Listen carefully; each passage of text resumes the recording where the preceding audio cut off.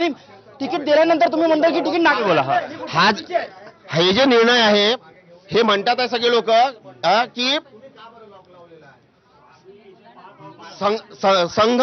संघाच्या दबावात घेतलेला निर्णय असा वरतून म्हटले जाते. जेव्हा का हे म्हटले जाते की संघ राजनीतीत पडत नाही, संघ पॉलिटिक्स करत नाही, संघ राष्ट्र निर्माण करतो, सगळ्या गोष्टी मान्य आहे. आपण किसन गावंडे यांना विचारू परत एकदा. किसन गावंडे आपल्यासोबत आहे. कार्यकर्त्यांची अशी भावना आहे की 3 वाजेपर्यंत ते हलणार नाही.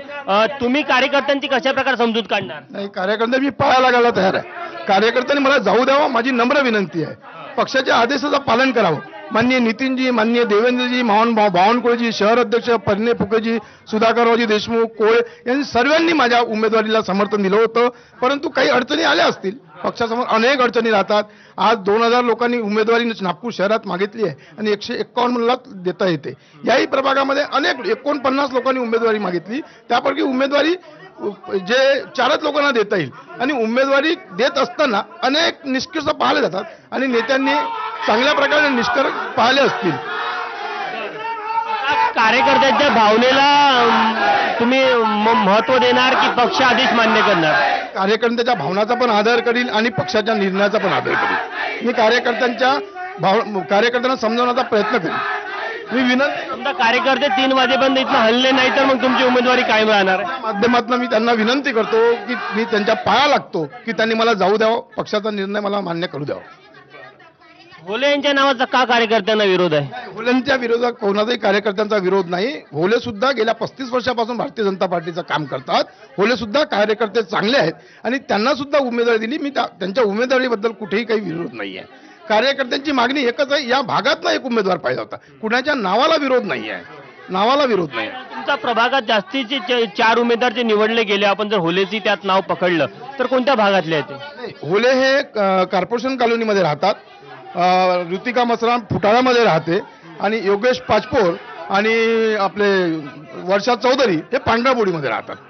त्यामुळे कार्यकर्त्याचा रोष आहे की या भागाला एक उमेदवारी द्यायला पाहिजे होती. कार्यकर्त्यांची मागणी ही योग्य आहे. कार्यकर्ते वेळ केली नाही. कार्यकर्त्यांच्या भावना तुम्ही पक्षशस्तीपर्यंत पोहोचणार का? नक्की नक्की मी कार्यकर्त्यांच्या भावना नक्कीच त्यांच्यापर्यंत पोहोचवील. मी नेत्यांना पण विनंती करेल की त्यांच्या भावना समजून घ्यावं. 1 मिनिट तुम्ही पुढे या.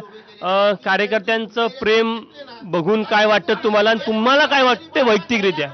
मला वैयक्तिक हे वाटतं की पॉलिटिक्स अशी गोष्ट आहे ज्याच्यात हार आणि जीत चालूच असते. इलेक्शन येत राहील, हे शेवटचं नाही आहे. अजून इथनं येत राहतील, भरपूर इलेक्शन येत राहतील. पण हा जो प्रेम न्योछावर होतोय हीच माझ्या वडिलांची आयुष्यातली खरी ते जिंकलेत आपल्या आयुष्यात की लोक इतकं प्रेम न्योछावर करतात यांच्यावर. कार्यकर्त्यांचं प्रेम बघून मन भरून येते. इथे तुम्ही माझ्या आजी थोडे पाणवल्यासारखे वाटते आम्हाला.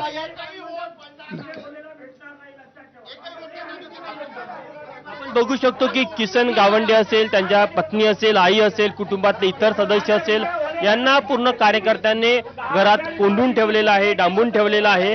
आणि कार्यकर्त्यांचं असं म्हणणं आहे की आज अर्ज वापस घ्यायची जी वेळ आहे तेव्हापर्यंत आम्ही इथनं हटणार नाही. जर का तुम्ही बघितलं तर आज उमेदवारी अर्ज घेण्यासाठी पक्षाने आदेश दिला त्यांना, मात्र कार्यकर्ते त्यांना घराच्या बाहेर जाऊ देत नाही. यामध्ये आणखी महत्वाची गोष्ट की नागपूरचे 6 असे प्रभाग आहेत जिथे भारतीय जनता पक्षाने एका एबी फॉर्मवर 2 उमेदवारांचे नाव दिले.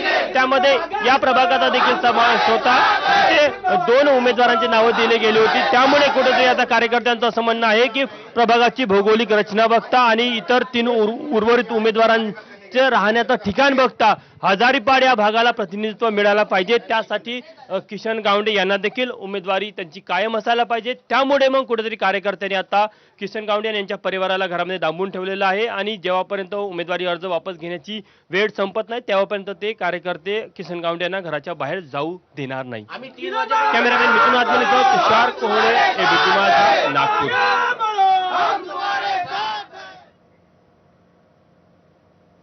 तर दुपारी 3 वाजेपर्यंत आता कार्यकर्ते माघार घेतात का आणि किसन गावंडे आता नेमकी काय भूमिका घेतात